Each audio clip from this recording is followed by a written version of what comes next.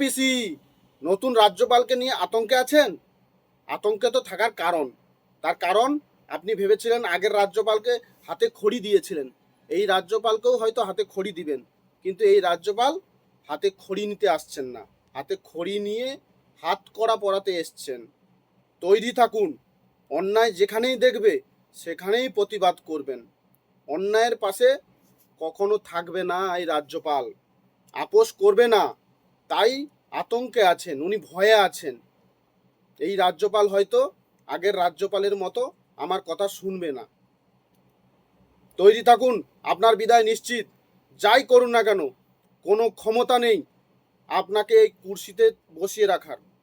একদম কুর্সি থেকে নামাবে। বাংলার মানুষ তৈরি হয়ে আছেন এবং রাজ্যপাল সংবিধানটা মেনে চলবে, আইন মেনে চলবে, আপনার কথা মতো চলবে না।